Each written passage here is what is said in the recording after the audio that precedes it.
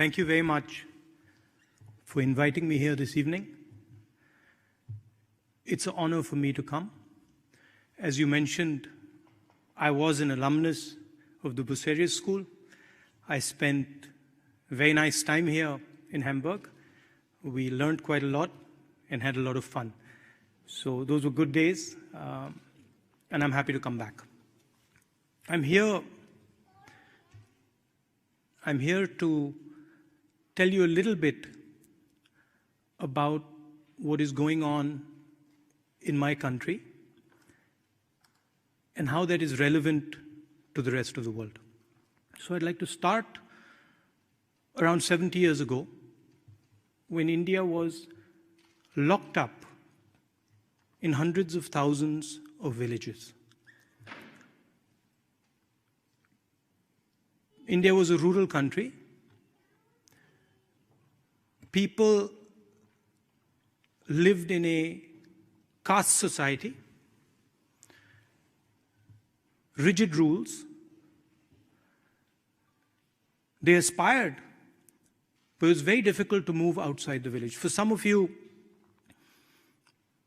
who haven't been to an Indian village, I can give you a little bit of a description. Most Indian villages are divided along caste lines.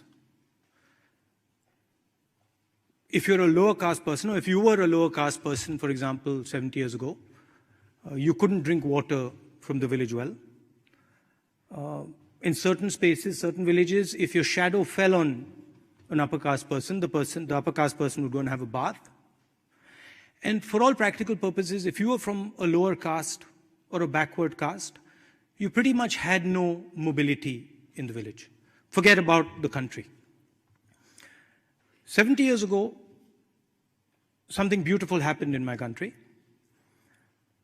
We got independence, and we started a journey. A transition from a rural India to an urban India. A transition of imagination. A transition in the way India viewed itself, a transition in vision.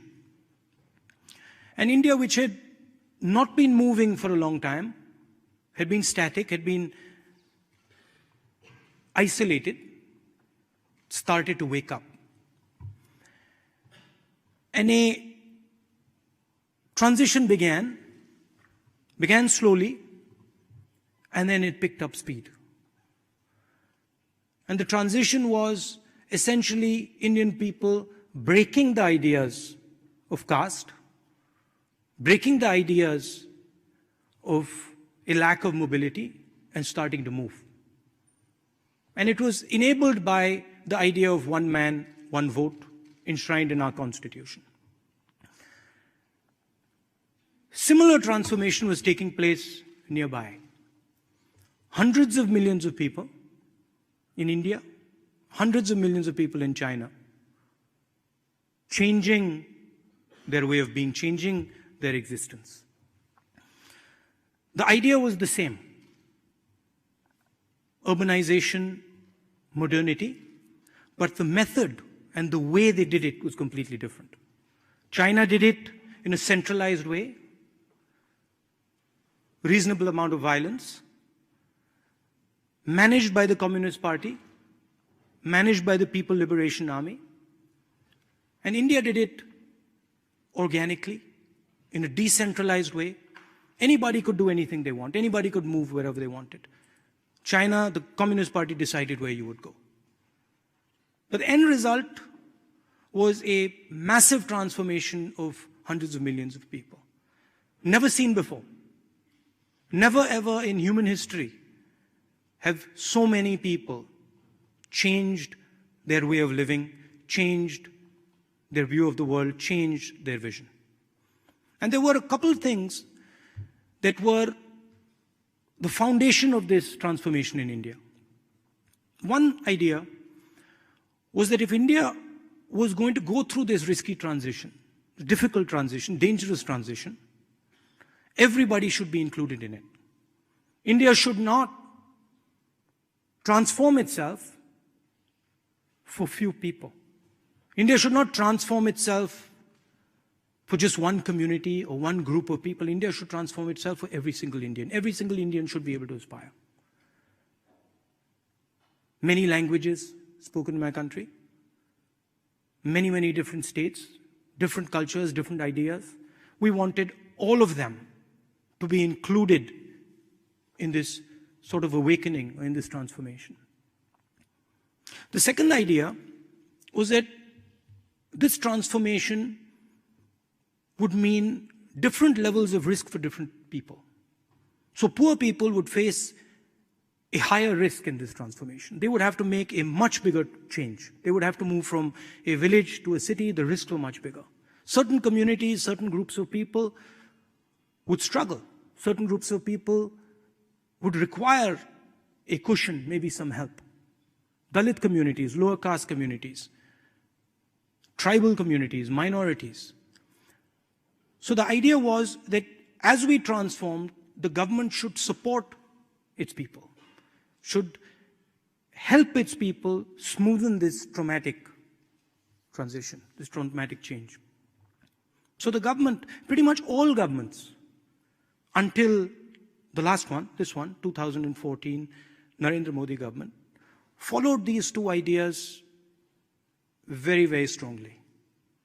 So for example, poor country like India guarantees 100 days of work to all its poor people. It's called the Guaranteed Employment Scheme. You can be anybody, any religion, you can speak any language. If you live in India, you're a poor person, you get 100 days of guaranteed employment. Right to food. Every single Indian person has the right to food. The state helps give them food, doesn't allow them to go hungry. The right to information. Doesn't depend on your religion. Any Indian person can ask their government about what is going on.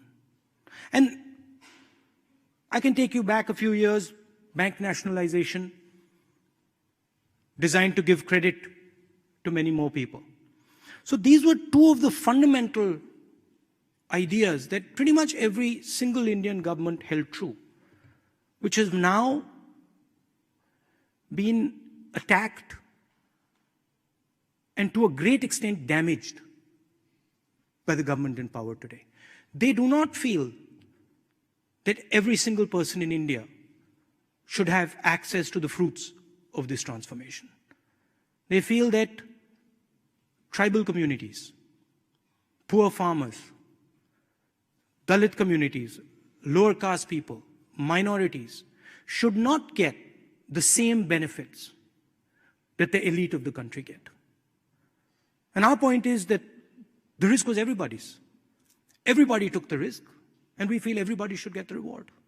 The other thing they've done is they've started attacking the support structures that were designed to help certain groups of people. Very recently, a law that protected the Dalit community from violence was scratched down. The right to food was weakened. The right to guaranteed employment weakened. And all the money that used to go into these schemes is now going into the hands of very few people, the largest corporates in the country. But that's not the only damage they've done. There's something much more significant and dangerous that the government has done. This transition that took place on an informal economy, took place on the back of millions of small and medium businesses that allowed people from the villages to come to the cities, to do a job for a couple months, and then go back to the village. They acted like a shock absorber. A couple of years back, the Prime Minister demonetized the Indian economy. He basically said that 1,000 rupee and 500 rupee notes would be worthless. And he destroyed the cash flows of all these small and medium businesses. Millions and millions and millions of people who worked in the informal sector were left unemployed. I want to give you a sense of the scale of this. China produces 50,000 new jobs every 24 hours. In the same amount of time, in the same 24 hours, India, a country that is approximately the same size as China, produces only 450. And they didn't stop at demonetization. They imposed a badly conceptualized, badly thought through, badly implemented goods and services tax, which complicated the lives of these small and medium businesses, and basically resulted in the closure of hundreds of thousands of them. And large numbers of people who worked in these businesses were forced back to the villages. And these three things that the government has done has made India angry. And that's what you get to read in the newspapers. When you hear about lynchings in India, when you hear about attacks on Dalits in India, when you hear about attacks on minorities in India, that's the reason for it. That a huge, powerful transformation, which is frankly shaping the entire world, requires certain protections for its people. And that protection is being taken away. And India is reacting to that. It's very dangerous in the 21st century to exclude people. And I want to give you a small example. A strong example, but a small, strong example. The United States attacked Iraq in 2003. And one of the first things they did was Executive Order 1 and Executive Order 2, which is in common parlance called de-Baathification. But in fact, it was a law that stopped a particular tribe in Iraq from getting government jobs, a law that stopped them from getting jobs in the army. And there was a history to it, so it seemed like a very innocuous decision at the time. It took the United States a couple months to defeat Saddam Hussein's army. Hardly any Americans died. Very limited number of soldiers died. Few months after the invasion, the network that was excluded from jobs in Iraq, the Tikriti tribal network, linked up with the cell phone network in Iraq and with the network of artillery shells that were left in the villages. And you got an insurgency that fought the United States and caused massive casualties to the Americans. And it didn't end there. That insurgency slowly entered empty spaces. It entered the empty space in Iraq. It entered the empty space in Syria.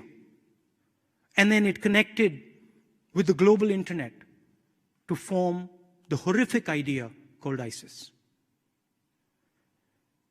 And I'm explaining this because if you don't give people a vision in the 21st century, somebody else will give them one. And that is the real risk of excluding large numbers of people from our development processes. Every country faces this risk. If you don't embrace people, if you don't give people a vision, somebody else is going to do it.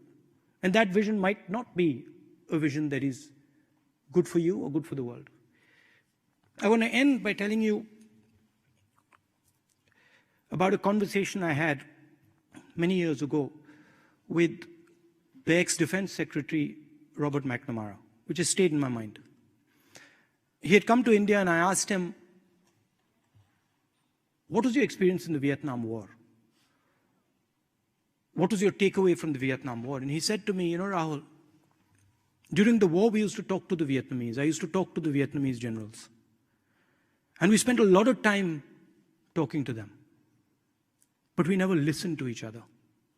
It was only after the war, when I met those same generals, that I realized that what they were telling us was not what we were hearing. And what we were telling them was not what they were hearing. And he said that I wish that we had listened to them during the war, we would have saved many, many